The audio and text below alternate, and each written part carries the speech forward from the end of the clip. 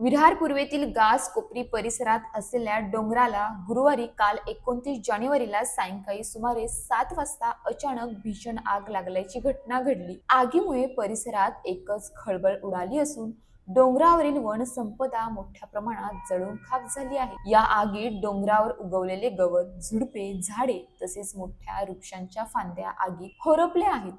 आग वेगाने पसरत असल्याने डोंगरावर राहणाऱ्या प्राणी व पक्ष्यांच्या जीवाला गंभीर धोका निर्माण झाला आहे। या घटनेची माहिती स्थानिक नागरिकांनी तत्काळ वन विभागाला दिली। ही आग अपघाताने लागली की मुद्दाम लावण्यात आली, याबाबत संशय व्यक्त केला जात आहे। वसई विरार परिसरातील जंगल भागात वारंवार आगी लागण्याच्या घटना समोर येत आहेत। पूर्वी नैसर्गिक कारणामुळे वणवे पेटत असत, मात्र सध्या लागणाऱ्या आगी मानव निर्मित असल्याचा आरोप पर्यावरण प्रेमींकडून केला जात आहे। वन्य प्राण्यांची शिकार करण्यासाठी डोंगर माथ्याच्या आसपास जाणीवपूर्वक आगी लावल्या जात असल्याचा संशय व्यक्त होत असून दोषींवर कठोर कारवाईची मागणी होत आहे। डोंगर पेटतोय, झाडं जळतायत, निष्पाप प्राणी पक्षी जीव वाचवण्यासाठी सैरावैरा पळतायत आणि हे सगळं घडत असताना यंत्रणा मात्र कागदावरच धाव घेत असल्याचे चित्र आहे। प्रत्येक वेळी संध्याकाळी 7च्या सुमारास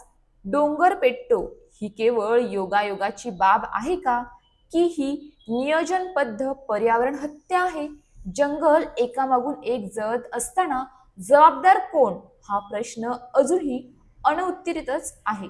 डोंगरावर राहणाऱ्या वन्यजीवांचा आवाज कुणाला ऐकू येतो का, की डोंगर पूर्णपणे राख झाल्यावर फक्त चौकशी समित्या, अहवाल आणि आश्वासनच उरणार? आज आग डोंगराला लागली आहे, उद्या हीच आग माणसाच्या वस्तीपर्यंत पोहोचली तर त्याची जबाबदारी कोण घेणार? वनसंपदा वाचवण्यासाठी ठोस कारवाई कधी, की डोंगर जळू द्या आणि फक्त पाहत राहा, हीच प्रशासनाची भूमिका आहे।